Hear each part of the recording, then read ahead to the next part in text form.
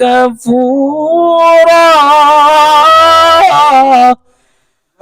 আল্লাহ রাব্বুল আলামিন বলেন, আমি আল্লাহ তোমাদেরকে দুইটা পথ দেখিয়ে দিয়েছি, ভালো আর মন্দ তোমাদের পার্থক্য তোমাদেরকে দেখিয়ে দিয়েছি, হক কোনটা বাতিল কোনটা আমি আল্লাহ তোমাদেরকে জানায় দিয়েছি।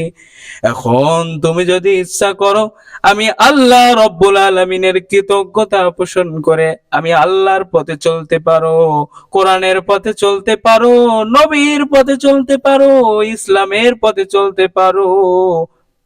আবার তুমি যদি ইচ্ছা করো আমি আল্লাহর দেখানো পথ বাদ দিয়ে, নবীর দেখানো পথ বাদ দিয়ে, কোরআন সুন্নাহর পথ বাদ দিয়ে, সাহাবায়ে কেরামদের পথ বাদ দিয়ে, ইসলামের পথ বাদ দিয়ে শয়তানের তৈরি করা মতবাদ, শয়তানের পথে তোমরা চলতে পারো, ও মানুষ শয়তানের দেখানো পথে তোমরা হাঁটতে পারো, তোমাদেরকে কেউ বাধা দেবে না, কেউ তোমাদেরকে বাধা দেবে না। কথা বলেন ঠিক কিনা?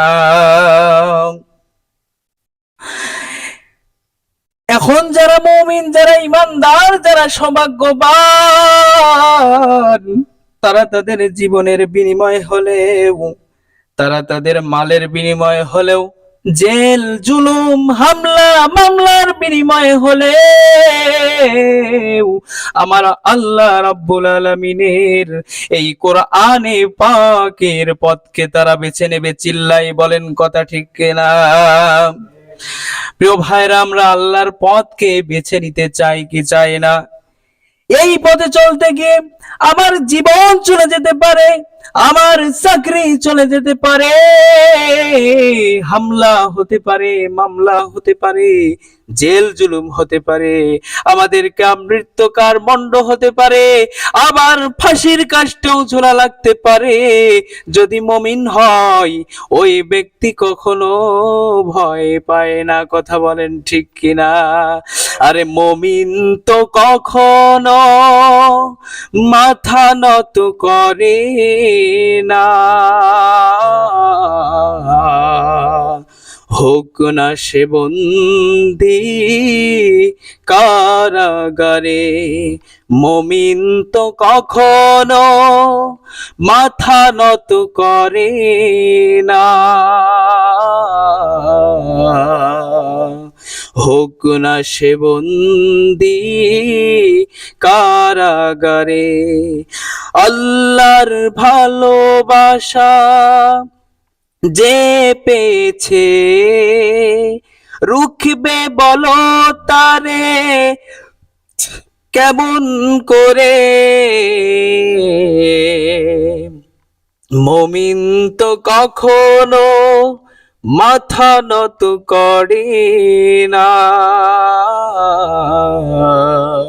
হোক না সে বন্দী কারাগারে। প্রিয় ভাইরা, তাহলে মুমিন যদি কেউ হয়, ইমানদার যদি কেউ হয়, ওই ব্যক্তি কখনো আমার কাউকে ভয় পায় না, ওই ব্যক্তি কখনো আমার আল্লাহ রাব্বুল আলামিন ছাড়া কারো কাছে মাথা নত করে না, কারো অধীনে থাকে না, কারো তৈরি করা মতবাদ এবং আইন মানতে পারে না। কথা বলেন ঠিক কিনা? এখন এই সমাজের মধ্যে যেহেতু আল্লাহর দেখানো পথ আছে, আবার শয়তানের তৈরি করা মতবাদ পথ আছে, আমার আপনার জন্য বললাম তো, আমার আপনার জন্য পরীক্ষা। পরীক্ষা পরীক্ষা ছাড়া যেমন কোনো ছাত্র হয় না, তেমনি ভাবে পরীক্ষা ছাড়া কোনো মুমিন হয় না। মুমিন হতে হলে পরীক্ষা দেওয়া লাগবে, আর কোনো মুমিন পরীক্ষা না দিয়ে আল্লাহর তৈরি করা জান্নাতেও যেতে পারবে না। ঠিক কিনা?